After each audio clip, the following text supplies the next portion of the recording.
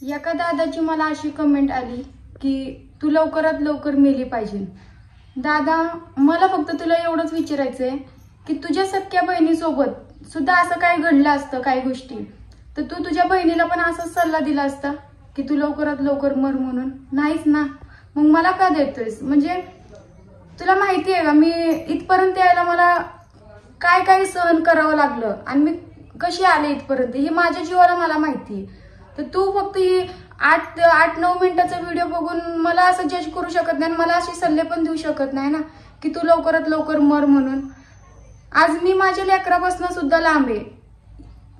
मला माहिती आहे मी कसं जगते कसं नाही जगते आणि मी आता कुठं प्रयत्न करते की स्वतःच्या पायावर उभा राहावं, काहीतरी आयुष्यामध्ये करावा। आणि हे असे कमेंट बघून माझ्या मनाला किती वाईट वाटते। तू ही जी कमेंट केली आहेस ना, मला तुझा राग अजिबात आलेला नाहीये। मला फक्त माझ्या मनाला खूप वाईट वाटलं की लोक मला अशा पण कमेंट करतात की तू मर म्हणून। इतकं अरे आपण आपल्या स्वतःच्या नातेवाईकांना किंवा कोण पण जवळचं असेल आपण त्यांना तर अशी कमेंट म्हणजे असं बोलू शकत नाही ना की तू मर म्हणून। आज मी काय चूक केली की तुम्ही मला अशा कमेंट करताय? आज जर मी स्वतःचा विचार करते, स्वतःबद्दल काहीतरी करण्याचा प्रयत्न करते, तर तुम्ही मला असे कमेंट करणार, असे सल्ले देणार? एखाद्याबद्दल आपण आहे ना काही गोष्टी चांगल्या करू शकत नाही ना, तर त्याच्याबद्दल वाईट पण चितावं नाही, एवढंच तुला म्हणायचंय। तू फक्त 8 ते 9 मिनिटाचा व्हिडिओ बघून तू असे सल्ले नाही देऊ शकत। तुला माहित नाही माझ्या आयुष्यामध्ये काय झालेलं आहे काय नाही झालेलं आहे, मी सांगूही शकत नाही ना। मी व्हिडिओमध्ये किती सांगणार? म्हणजे काही गोष्टी अशा पण झालेल्या आहेत की मी कोणासमोर बोलू पण नाही शकत, आणि त्यामुळे तुम्ही लोक मला जज करताय का की मी वाईट आहे म्हणून? मला माझ्या लेकराची काळजी नाहीये आणि आज जी काय करते ना मी फक्त माझ्या लेकरासाठीच करते, ही काय माझ्या फक्त एकटीसाठी नाहीये। आज जर मी कोणाला चुकीची वाटत असेल तर ठीक आहे, कारण की मला माहितीये त्या दिवसामध्ये त्या 4 वर्षामध्ये मी तिथं काय सहन केले ती फक्त मला माहितीये, ती कोणाला माहित नाहीये। का कोण बघायला आलं नव्हतं की हिच्यासोबत काय चाललंय काय घडतंय, ही कोण बघायला आलं नव्हतं। आज जी कमेंट करून मला बोलतात आहे ना त्या लोकांना काहीच माहित नाहीये। आज जी मी वाईट आहे, मी पोरीला सोडले, नवऱ्याला सोडले, ही जी सगळेजण मला कमेंट करतात ते सगळे बोलतात ते, ही फक्त आहे ना 8 ते 9 मिनिटाचा व्हिडिओ बघून तुम्ही लोक मला बोलताय। माझ्या आयुष्यामध्ये काय झाले काय घडले ही तुम्हाला कोणाला माहित नाहीये, आणि व्हिडिओच्या माध्यमातून मी किती सांगणार ना। काही गोष्टी पर्सनल पण आहेत त्या मी सांगू शकत नाही। मला फक्त एवढंच म्हणायचंय की आता मी कुठं ना कुठं मी माझ्या स्वतःच्या पायावर उभा राहण्याचा प्रयत्न करते, आता कुठं मी बघते, स्वतःचा विचार करते, आणि मला अशी कमेंट टाकून मला परत खाली पाडण्याचा प्रयत्न करू नका प्लीज। तुम्हाला जर सपोर्ट करायचा असेल तर चांगल्या हेतून करा, चांगलं ही करा ना। असं बोलून माझं अजून मन दुखवू नका, अजून मी खाली पडावं तुमची इच्छा आहे का असं? अरे दादा, मी तुला काय शब्द वापरला दादा, ह्याचा अर्थ मी तुझ्या बहिणीसारखीच आहे ना। म्हणजे तू तुझ्या बहिणीला असं बोलू शकतो का? स्वतःच्या बहिणीला नाहीच। मग आपण आपल्या बहिणीला असं बोलू शकत नाही तर आपण दुसऱ्यांना काय बोलायचं? मला तुला एवढंच म्हणायचंय, तू कोणाबद्दल असा विचार करू पण कसा शकतो ना? मी सुद्धा कोणाची तरी बहीण आहे, पोरगी आहे, एका लेकराची मी पण आई आहे। आज जर मी मेलेच, काय ना काहीतरी स्वतःच्या जीवाचं बरं वाईट केलंच तर माझ्या लेकराला कोण बघणार आहे?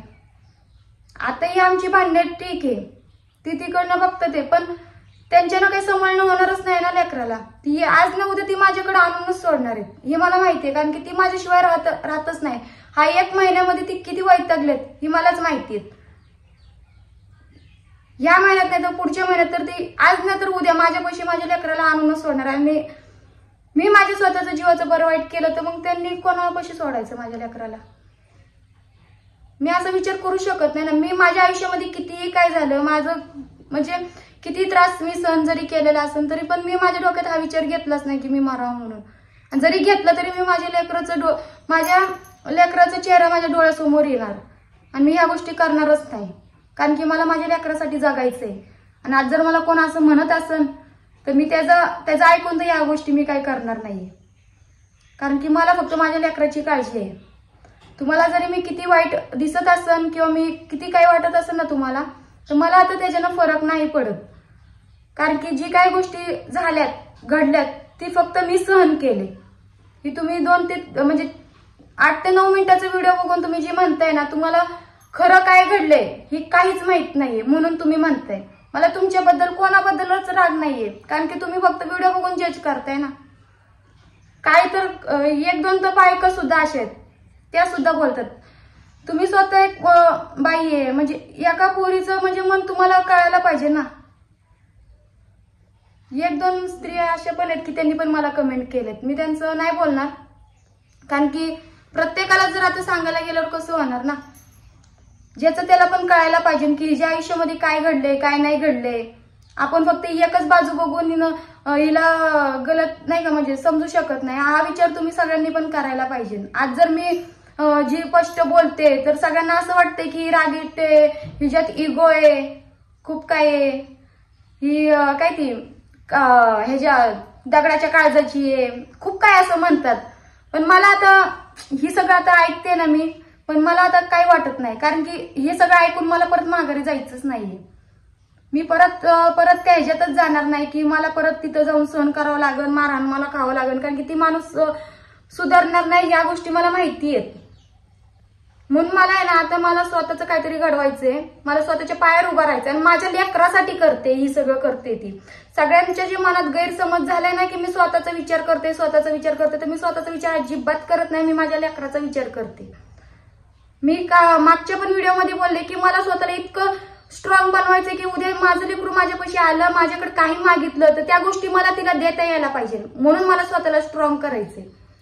तर तुम्ही लोकांनी मला जर असं काही बोलून मी खरंच स्वतः परत माघारी घेणारच नाहीये.